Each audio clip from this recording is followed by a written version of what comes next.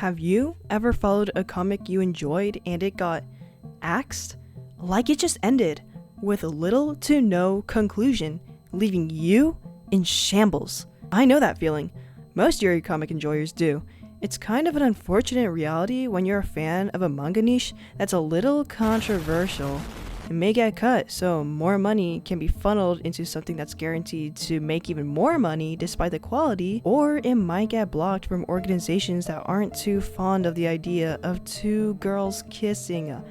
Tamen de Gushi likely fell under the latter, unfortunately. You heard that right, and you saw the thumbnail. The topic of this video is going to be the story of their story, better known as Tamen de Gushi, the Chinese name for this popular Yuri Manhua, excuse the pronunciation. For the rest of the video, I'm gonna continue referring to this baihei as Tamen de Gushi, since it's what most people call it as. Anyways, let's get to know what Tamen de Gushi is. Psst, if you haven't read the story yet, read it. There will be spoilers. So, Tamen de Gushi first started releasing chapters in 2014 under the author Tanjiu. Each chapter is fairly short, with only a few panels making up each chapter, and it covers the lives of two high school girls who slowly fall in love with each other. It's very wholesome, with little to no drama or angst.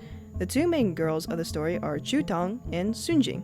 Sunjing is a lively tomboy who surrounds herself with mostly male friends, who is also quite popular and liked by many, including women. On the second chapter, we see her bringing her best friend Shifang to get the courage to ask for a girl's phone number that she regularly sees waiting at a bus station with her. That girl is Chutang, who, in contrast of Sunjing, is a shy girl with a small amount of friends, but is very kind-hearted. So you gotta see how this interaction plays out when Sunjing tries to get closer to her. Alright, so she walks up to the girl, and she stands there, and then she leaves without a word.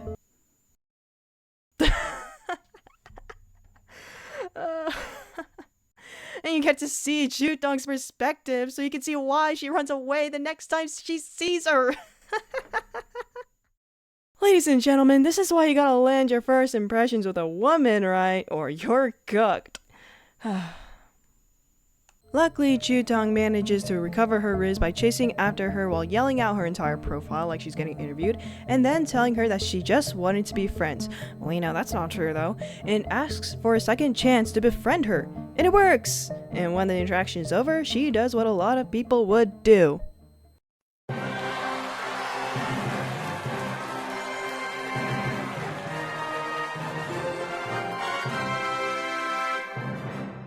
So for the rest of the next 100 chapters, you see these two girls grow closer to each other and how the other side characters are living their day-to-day lives as carefree high schoolers. The way Tanjiu executes her work is strangely refreshing. In each chapter, even if it only consists of a few panels, you see life breathed into these characters. They're awkward, they're stupid, they're excitable, like real high school kids. What I especially enjoy about this series is how the author doesn't just create chapters that push the plot forward, but also draw chapters that simply show the readers what a typical day would be for one of the characters. For example, in this short chapter, we can see Chutang dealing with a cold. Why? We don't know. When? We also don't know. It doesn't really matter anyway. She just has a cold and is popping medicine in her mouth to cope with it. However, when she drinks some water to help swallow the pills, she realizes that the water she drank is really hot, so she panics as the pill dissolves in her mouth until she eventually swallows and... Yeah, I've been there, pal. Sunjing's chapters when she's at school are great too. Just watch how she ends up getting in trouble along with her classmates after Chifang's antics escalated into a full-on paper ball fight. And then they fool around in the hallway after they got kicked out, and then Sunjing activates her riz while she's still outside. Like, it's just so fun seeing these kids dick around.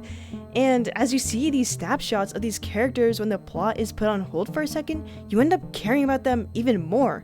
And when the plot unpauses itself, you can't help but cheer on them even louder. You go from reading a Yuri story to see two girls kiss to reading a Yuri story to see Sunjing and Chutang kiss. And when you see that happen many pages later in chapter 148, it's so fucking awesome. And look! It's uncensored! For Yuri Manhua, produced in China, this is a fucking miracle, especially when you see Willua kissing and China coming out like this.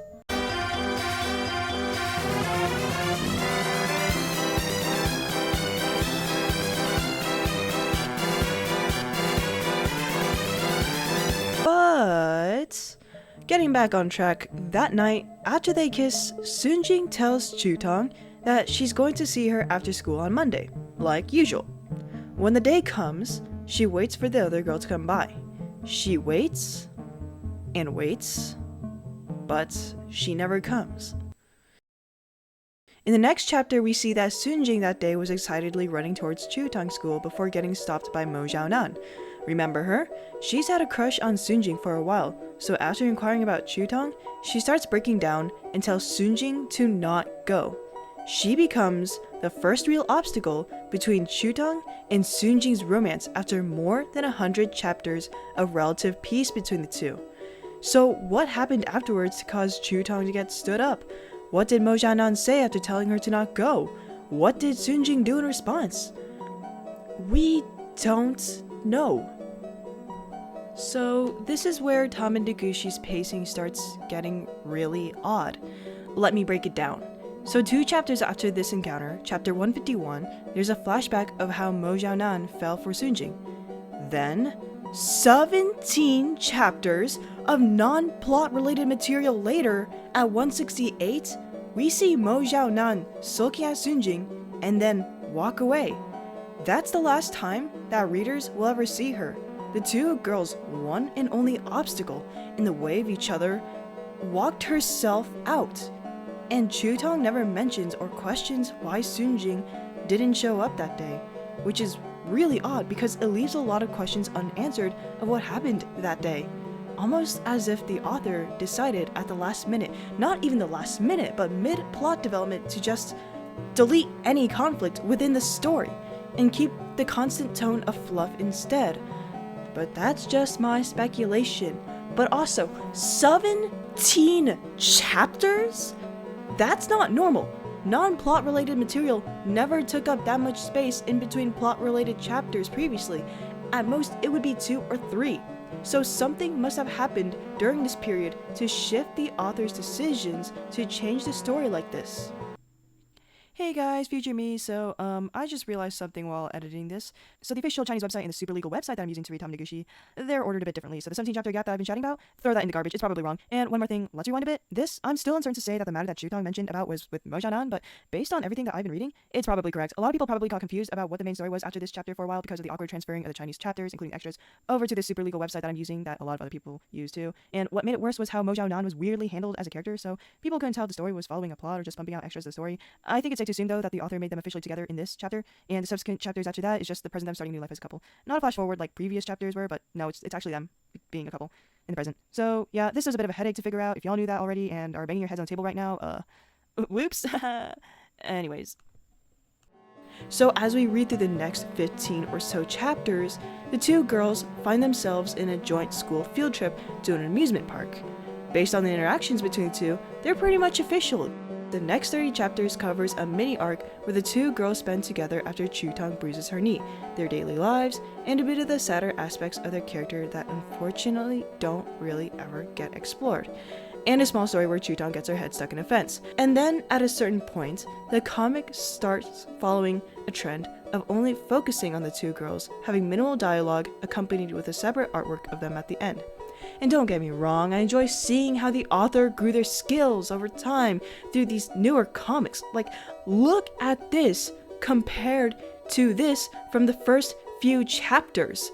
God damn, the improvement is impressive. But I still miss hearing the characters and their conversations.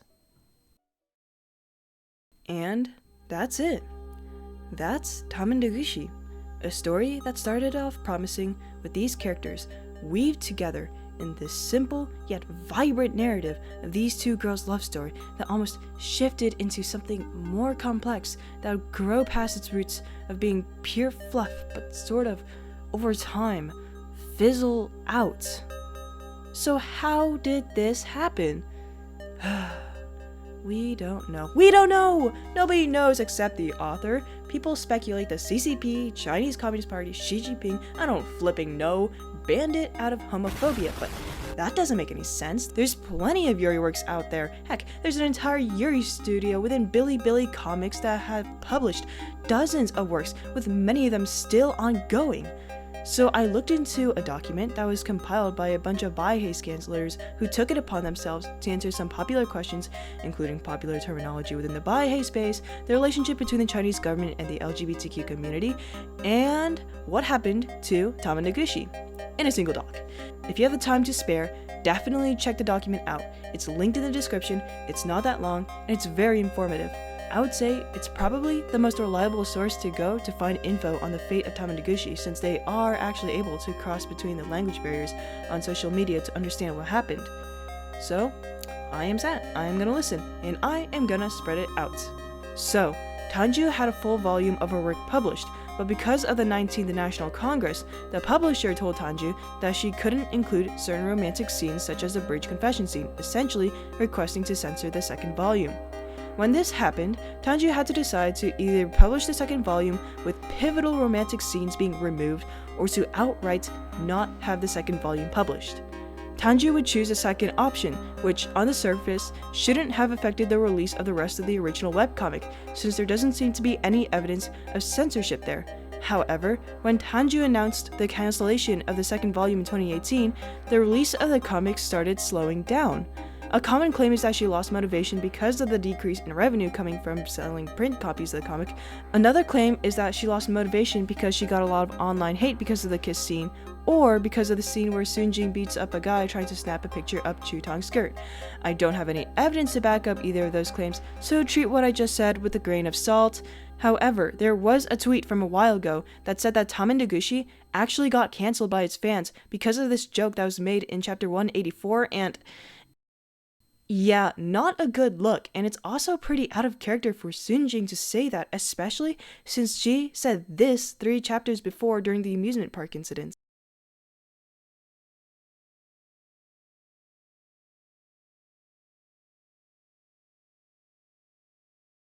Wrapping this up, I just want to say that when I reread this 3 years after reading it the first time for this YouTube video, I was actually pretty surprised how much there was left over of the characters after the Mojianan confrontation. Originally, I had dropped Tamen de Gushi shortly after that scene because as I kept flipping through the chapters and not seeing anything related to the brewing chaos that just went down, I decided to put it down for good. But rereading and seeing these two characters again after so long gave me a feeling of deep catharsis. Tamen de Gushi was one of the first Yuri series that was explicitly Yuri that I read, and seeing how far down I've fallen in the Yuri rabbit hole to the point where I'm now putting in the work of making a YouTube channel dedicated to Yuri, I just felt a little sentimental revisiting one of the origins of my deep-seated obsession of the subgenre. And when I went onto Twitter to see the author's last few pieces of art of the two until reaching the June 30th one, the last one, I just felt a little emotional. I had seen everything, and from my perspective, I feel like Tamen de Gushi had a bittersweet ending. The plot essentially disappeared because of unclear reasons I will never for sure know, but it still lived on. The author never stopped posting about these two girls that have stolen the hearts of millions of people around the world. These girls have grown away from the original premise of the story and are now young women, happily living together and enjoying each other's company as depicted in these artworks.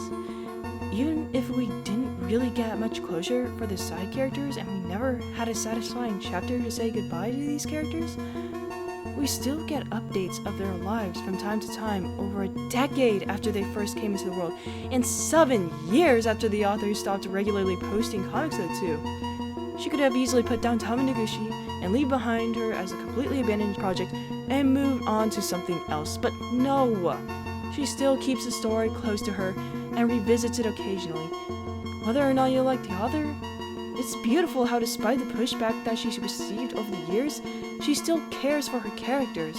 And Tamen de Gushi, their story still lives in the hearts of many people around the world and remains as one, if not the most famous Chinese Yuri Manhua to date.